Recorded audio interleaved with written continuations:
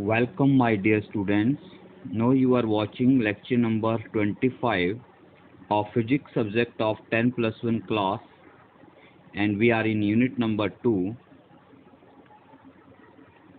Today we shall discuss about multiplication of a vector. So dear students, जब हम लोग multiplication of vectors की बात करते हैं तो हमारे पास 3 टाइप ऑफ वेक्टर मल्टीप्लिकेशन जो है वो आती है। सो टर्न बाय टर्न सभी को लेंगे। फर्स्ट टाइप ऑफ मल्टीप्लिकेशन आती है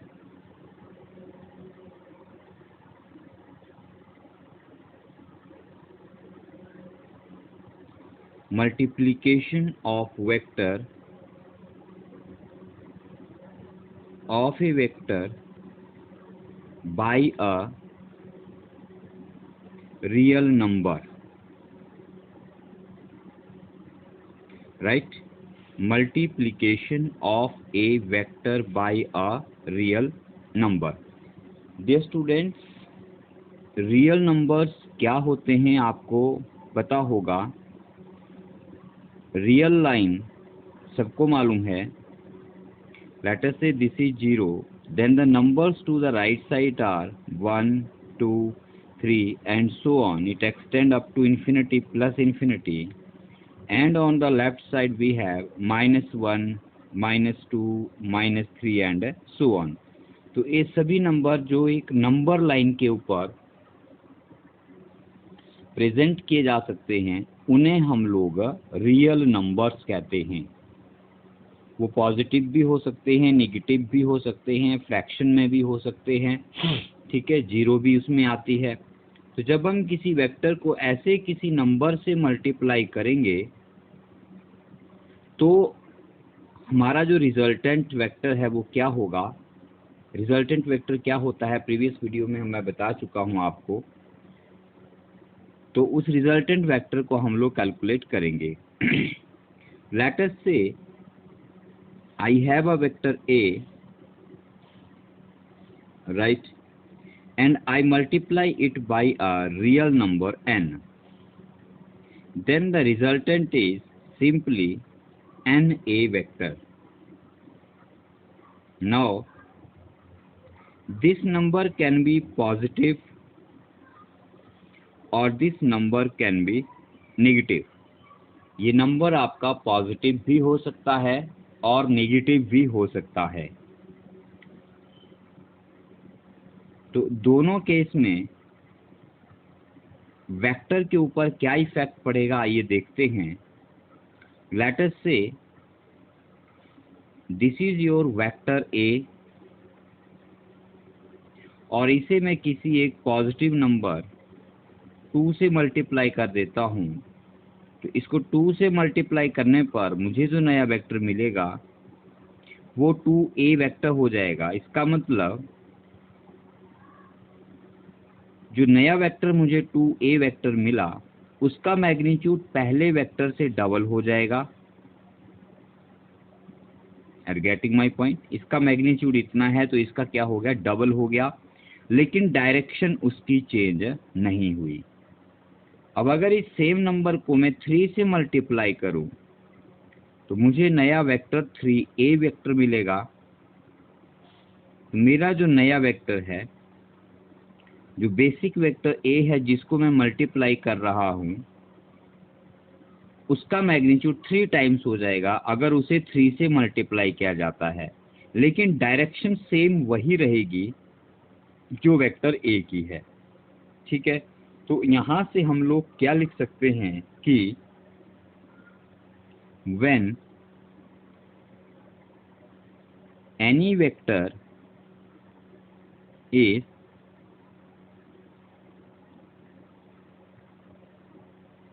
multiplied by positive real number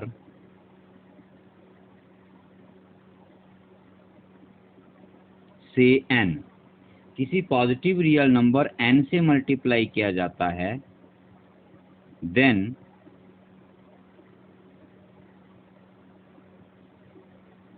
magnitude of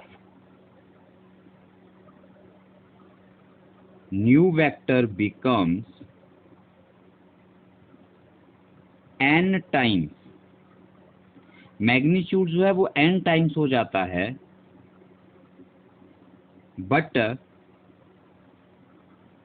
direction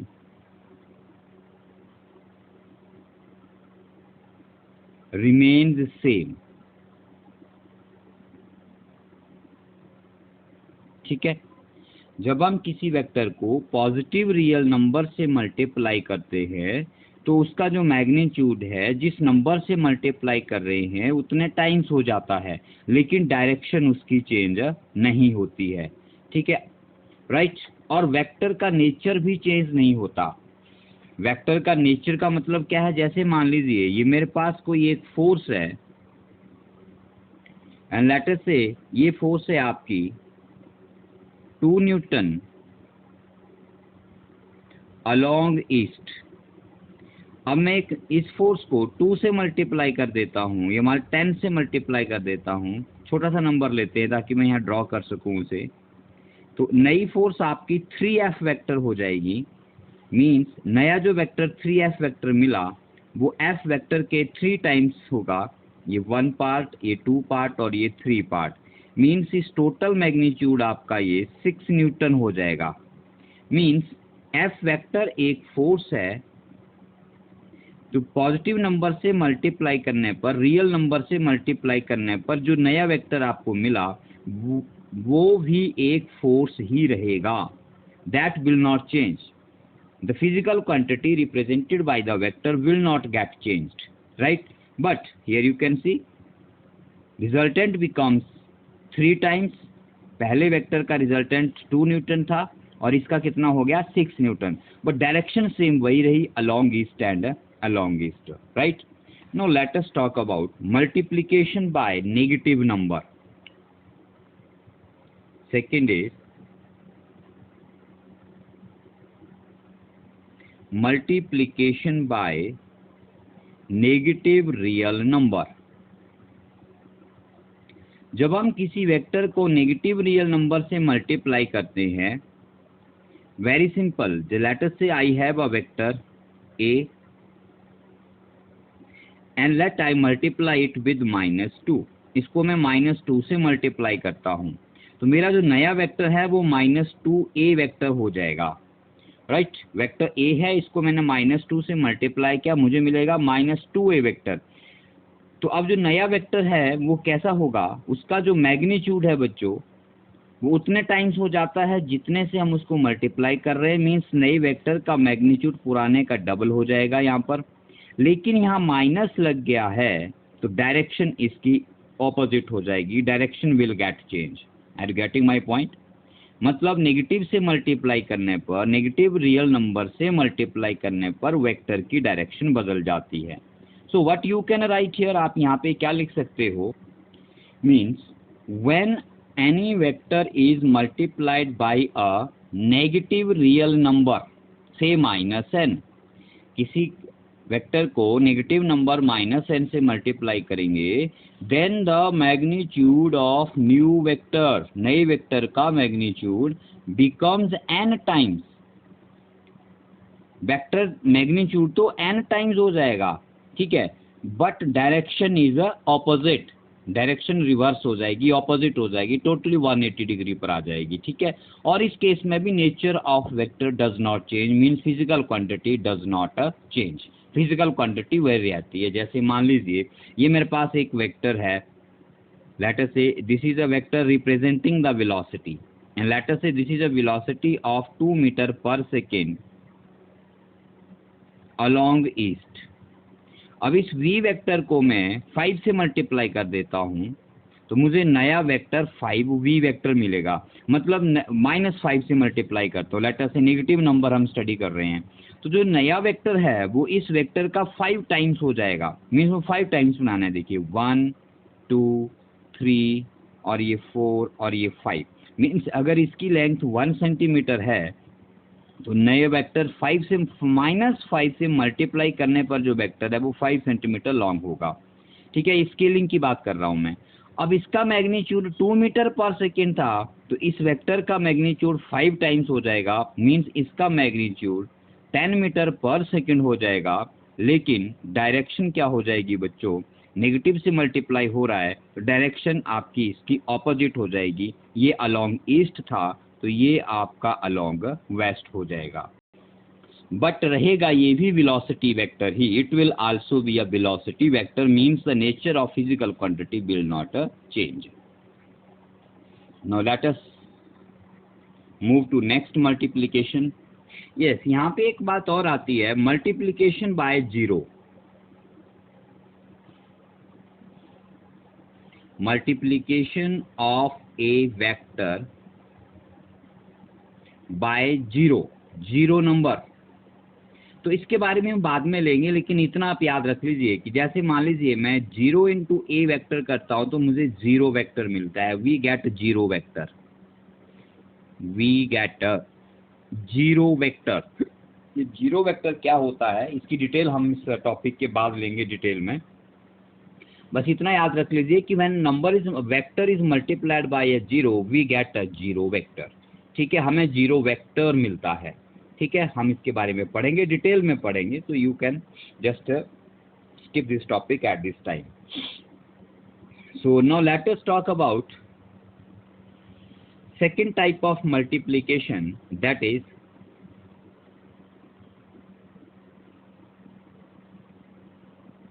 multiplication of vector by a scalar।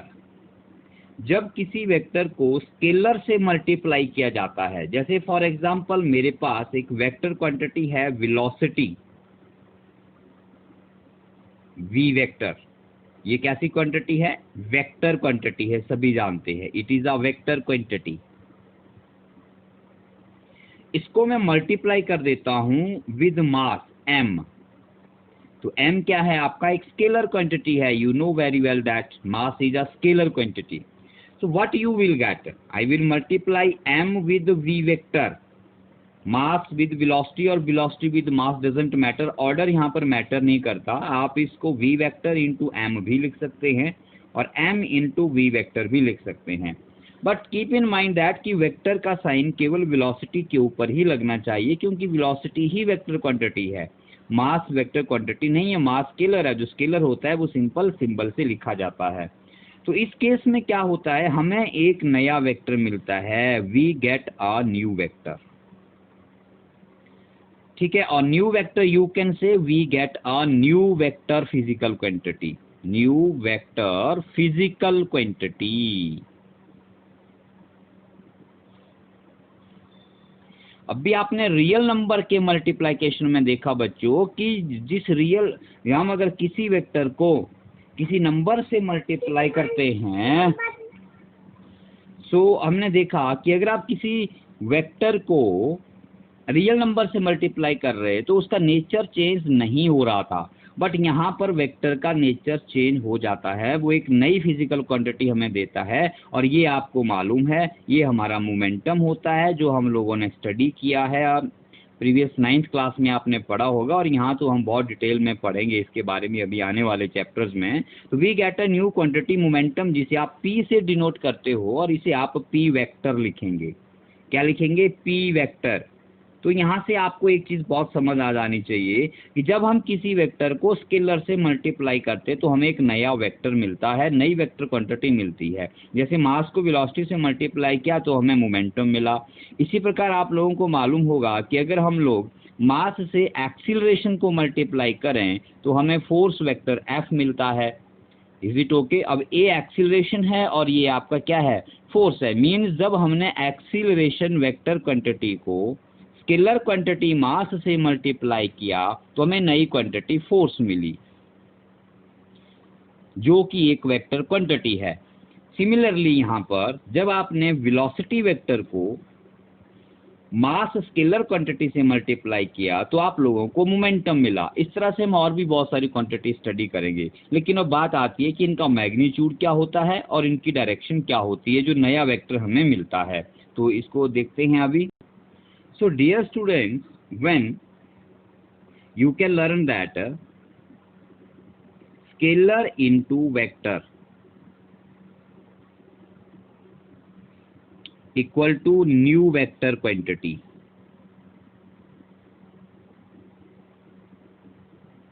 ठीक है, जो न्यू वेक्टर क्वांटिटी आपको मिलेगा उसका मैग्नीट्यूड स्केलर टाइम्स हो जाएगा। स्केलर टाइम्स का मतलब क्या है? मीन्स जितना मैग्नीट्यूड आपके स्केलर का है, स्केलर का तो मैग्नीट्यूड ही रहता है, नंबर रहता है, तो you can say that magnitude become the scalar times, right? And what about the direction? Direction remains the same. Direction remains the same to that of vector. जैसे फॉर एग्जाम्पल मेरे पास एक vector है v velocity. I have this velocity 10 meter per second along east. अब इसको मैं मास m late us से 2 kilogram से multiply कर देता हूँ। ऐसा सिस्टम में मास का यूनिट किलोग्राम हो गया, ठीक है? तो मुझे मास इनटू वेलोसिटी क्या मिलेगा? 2 into 10 is equal to 20। Unit क्या हो जाएंगे? किलोग्राम। मास का यूनिट किलोग्राम, वेलोसिटी का यूनिट मीटर पर सेकेंड, और अब इसकी डायरेक्शन भी लिखनी पड़ेगी। तो ये क्या लिखेंगे आप लोग? अलोंग। जो वेक्टर v वेलोसिटी का डायरेक्शन था वही डायरेक्शन m इंटू v का आएगा, that is along east, right? और ये आपके पास नया वेक्टर p बन जाएगा। इसे आप लोग p वेक्टर लिख देंगे। क्या लिख देंगे बच्चों? इसे आप लोग p vector means momentum vector. ये आपका मोमेंटम हो गया। अब इसका मैग्नीट्यूड कितना हो गया? 20। अब देखो वेलोसिटी का मैग्नीट्यूड कितना था? 10। किससे मल्टीप्लाई किया? 2 से। तो स्केलर टाइम्स मीन्स जितना आपका स्केलर का मैग्नीट्यूड है 2 टाइम्स 10 दैट इज 20। अरे बात समझ में? लेकिन डायरेक्शन सेम वही रहेगी जो वेलोसिटी वेक्टर की थी, दैट इज अलोंग ईस्ट था। तो जो नया वेक्टर मोमेंटम मिला उसकी डायरेक्शन भी अलोंग ईस्ट ही रहेगी। मतलब आप सिंपल याद रख लीजिए कि स्केलर किसी, अगर हम लोग किसी वेक्टर v को, कोई भी वेक्टर है v, उसको किसी स्केलर s से मल्टीप्लाई करते हैं तो नया मैग्नीट्यूड s टाइम्स हो जाता है और direction same to that of v रहती है, सेम टू v वेक्टर रहती है जो क्वांटिटी है, और फिजिकल क्वांटिटी न्यू बन जाती है, फिजिकल क्वांटिटी चेंज हो जाती है। We get new physical quantity, ठीक है? Okay, so here is now the last and third part of this lecture, multiplication of a vector by another vector. एक vector को दूसरे वेक्टर से ही मल्टीप्लाई करना है, ठीक है? तो बच्चों इसमें भी फर्दर 2 टाइप्स आते हैं। इसको हम लोग 2 टाइप्स में डिवाइड करते हैं, type number 1 and type number 2। Type 1 में जब हम लोग किसी वेक्टर मल्टीप्लाइड बाय वेक्टर करते हैं तो हमें जो इसका रिजल्ट है वो स्केलर क्वांटिटी मिलता है, वी गेट अ स्केलर। और सेकेंड टाइप में जब हम लोग किसी वेक्टर को मल्टीप्लाई बाय अनदर वेक्टर करते हैं, वेक्टर मल्टीप्लाइड बाय वेक्टर, तो जो इसका रिजल्ट है वो भी एक वेक्टर क्वांटिटी ही रहता है। आ रही बात समझ में? मतलब वेक्टर को वेक्टर से मल्टीप्लाई करने पर स्केलर भी मिल सकता है और वेक्टर को वेक्टर से मल्टीप्लाई करने पर वेक्टर भी मिल सकता है। तो जब हमें किसी वेक्टर को वेक्टर से मल्टीप्लाई करने पर स्केलर मिलता है तो उसे हम लोग स्केलर प्रोडक्ट कहते हैं, that is known as scalar product. क्या कहा जाता है उसे? स्केलर प्रोडक्ट, ठीक है? और इसे रिप्रेजेंट कैसे किया जाता है बच्चों? इसे रिप्रेजेंट करते हैं, जैसे मान लीजिए ये मेरे पास कोई एक वेक्टर a है, ये कोई वेक्टर दूसरा b है, मैंने इनको मल्टीप्लाई किया और मुझे यहाँ पर कोई स्केलर क्वांटिटी मिल जाती है, जैसे ए डॉट बी,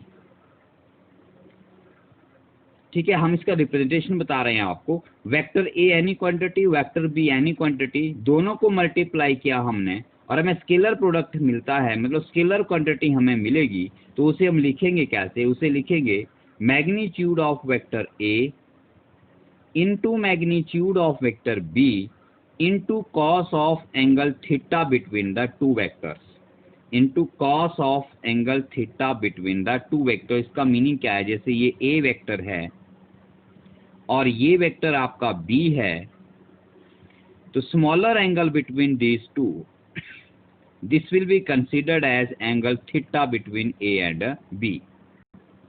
जब कभी भी हमें दो वेक्टर्स के बीच में एंगल फाइंड आउट करना होता है, तो बच्चों हम लोग उन वेक्टर्स की टेल को आपस में मिला देते हैं, ठीक है। उसके बाद उनके बीच में जो स्मॉलर एंगल बनेगा, स्मॉलर एंगल मीन्स एंगल ये भी बन रहा है, ये भी एक थीटा है एंगल है, और इस तरफ से आप आएंगे तो ये भी कोई एक एंगल बनेगा, और आप इसे कहें तो ये 360 माइनस थीटा होगा। But we consider the smaller angle between the vectors, vectors के बीच में कौन सा एंगल कंसिडर किया जाता है? स्मॉलर एंगल, ठीक है। तो यहाँ पर आप लोग देख सकते हैं कि जब हमने किन्हीं दो वेक्टर्स को मल्टीप्लाई किया तो उसका रिजल्टेंट क्या मिला, आंसर क्या मिला? Magnitude of A into A क्या है यहाँ पर? A vector magnitude, this is the magnitude of vector A, this is the magnitude of vector B, right, and cos theta itself is a number, cos theta itself is a number, cos theta अपने आप में एक number है। तो आप देख रहे हैं कि इन दोनों वेक्टर्स को जब हमने मल्टीप्लाई किया तो हमारे राइट साइड में डायरेक्शन का कोई भी यहाँ पर डिस्क्रिप्शन नहीं हुआ, डायरेक्शन के बारे में हमने कुछ भी नहीं लिखा। इसका मतलब कि दो वेक्टर्स का स्केलर प्रोडक्ट हमें एक स्केलर क्वांटिटी देता है, we get a scalar quantity, that's why it is known as a scalar product, and it is also known as the dot product. इसे हम लोग डॉट प्रोडक्ट के नाम से भी जानते हैं, क्योंकि इसे रिप्रेजेंट एक डॉट से किया जाता है। We put a mark of dot between the these two vectors, A vector dot B vector, right. अब इसके बारे में हम बाद में और डिटेल में पढ़ेंगे, इसकी प्रॉपर्टीज भी लेंगे, ठीक है। अब चलते हैं नेक्स्ट। नेक्स्ट आपके पास आता है vector multiplied by vector will give you the vector. कैसे? देखिए, vector multiplied by vector, this will again give you another vector, right? जैसे for example I have a vector A, I have a vector B। अब इसको हम represent कैसे करेंगे? इसे हम क्रॉस से रिप्रेजेंट करते हैं, बीच में क्रॉस का मार्क लगाते हैं, और ये आपको क्या देता है? ये आपको देता है magnitude of vector A into magnitude of vector B into sine of the smaller angle between A and B and n unit vector, and n unit vector। आ रही बात समझ में? ठीक है। अब वेक्टर को वेक्टर से मल्टीप्लाई करके वेक्टर मिल रहा है, तो इस प्रोडक्ट को हम लोग वेक्टर प्रोडक्ट भी कहते हैं। ये याद कर लीजिए, पहला पॉइंट क्या कहते हैं इसे? हम लोग वेक्टर प्रोडक्ट। यहाँ पे हम वेक्टर को वेक्टर से मल्टीप्लाई कर रहे थे, हमें स्केलर मिल रहा था, तो हमने इसे स्केलर प्रोडक्ट कहा। यहाँ पर वेक्टर को वेक्टर से मल्टीप्लाई किया, हमें वेक्टर मिला, तो हमने उसे वेक्टर प्रोडक्ट कहा। स्केलर प्रोडक्ट को लिखने के लिए हमने दो वेक्टर्स के बीच में डॉट का मार्क लगाया, तो उसे हमने डॉट प्रोडक्ट का नाम भी दिया। वैसे ही वेक्टर प्रोडक्ट को रिप्रेजेंट करने के लिए टू वेक्टर्स जिनका मल्टीप्लिकेशन किया जा रहा है, उनके बीच में क्रॉस का मार्क लगाया जाता है, क्रॉस का सिंबल लगाया जाता है, तो इसे हम लोग क्रॉस प्रोडक्ट भी कहते हैं। इसका एक नाम क्या है और है? क्रॉस प्रोडक्ट भी है। अब क्योंकि इसका जो रिजल्ट है वो हमें एक वेक्टर मिलता है, इसका जो रिजल्ट है वो हमें क्या मिलता है? एक वेक्टर मिलता है, तो उसका मैग्नीट्यूड भी होना चाहिए, क्योंकि वेक्टर क्वांटिटीज का मैग्नीट्यूड भी होता है और वेक्टर क्वांटिटीज की डायरेक्शन भी होती है। तो ध्यान से देख लीजिए, ये जो रिजल्ट का पोर्शन है, पार्ट है, magnitude of A into magnitude of B into sine of smaller angle की बात कर रहे हैं बच्चों हम लोग। यहाँ पर फिर से जो मैंने पहले बताया आपको, we always take a smaller angle, right. So this part, that is what? Magnitude of A into magnitude of b into sine of theta, this is known as the magnitude of this vector. And this n unit vector is gives the direction. ये n unit vector आपके नए vector की direction देगा. This will give the direction of new vector, right? इसके बारे में हम detail में बाद में पढ़ेंगे, लेकिन अभी आप इतना याद रख लीजिए कि ये जो n कैप होता है, n यूनिट वेक्टर है, इसका जो since it is a unit vector, it is a unit vector perpendicular to the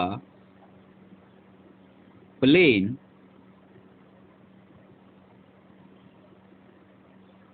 containing vector A and B. ये n यूनिट वेक्टर इन दोनों वेक्टर्स के प्लेन के परपेंडिकुलर होता है. डिटेल हम बाद में पढ़ेंगे, बस आप याद कर लीजिए. अभी जस्ट नेक्स्ट लेक्चर में हम करेंगे, नहीं तो लेक्चर बहुत लंबा हो जाएगा, फिर आपको थोड़ा ज़्यादा टाइम देखने से कंसंट्रेशन नहीं बन पाता है बच्चों. तो दैट्स वाई मैं स्मॉल छोटे छोटे पार्ट्स में वीडियो बनाता हूँ. So unit vector perpendicular to the plane containing A vector and B vector and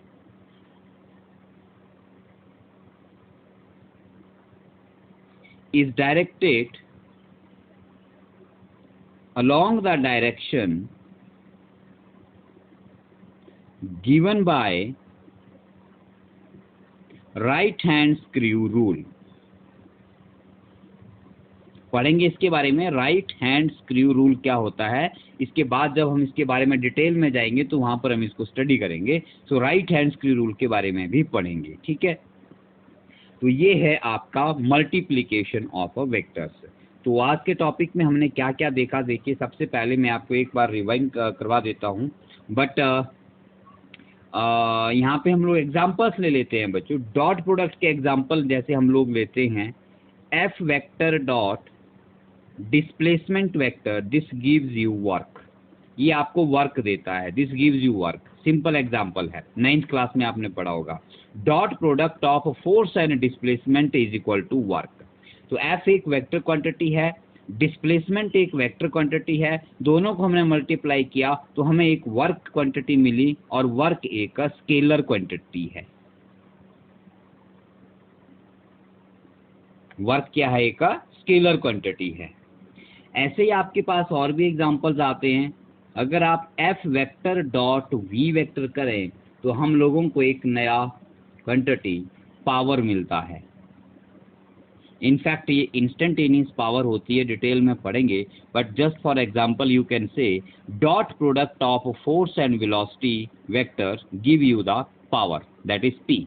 अब पी यहाँ पर स्केलर क्वांटिटी है, इस पर आप वेक्टर का मार्क नहीं लगाएंगे, वेक्टर का सिंबल नहीं लगाएंगे. You can't write never as W vector, ऐसा नहीं लिख सकते आप लोग, ये गलत होगा क्योंकि ये स्केलर क्वांटिटी है. अब हम क्रॉस का एग्जांपल लिख लेते हैं. यहाँ पर क्रॉस प्रोडक्ट में अगर आप लोग R vector cross F vector find out करते हैं तो हमें एक क्वांटिटी मिलती है torque. R vector cross F vector, ये दोनों वेक्टर क्वांटिटीज है. आर यहाँ पर पोजीशन वेक्टर होता है, एफ यहाँ पर फोर्स अप्लाई होती है, जिस पॉइंट पर फोर्स अप्लाई की जा रही है उसका पोजीशन वेक्टर है, और tau is the torque vector, इसे कहते हैं हम लोग टॉर्क. तो अभी आप इसे फर्स्ट टाइम सुन रहे हैं तो हम इसके बारे में भी डिटेल में पढ़ेंगे बाद में. सो जस्ट फॉर एग्जाम्पल की बात कर रहा हूँ. बहुत सारी चीज़ें हैं जो शुरू में आपको याद रखनी पड़ती हैं, और धीरे धीरे जब हम चैप्टर में आगे बढ़ेंगे, बुक में आगे बढ़ेंगे, तो ये सारी क्वांटिटीज़ आपको एक एक करके क्लियर होती जाएंगी. वैसे ही एक और एग्जाम्पल हम लेते हैं यहाँ पर omega vector cross R vector, not a W but it is a omega. This is equal to V vector.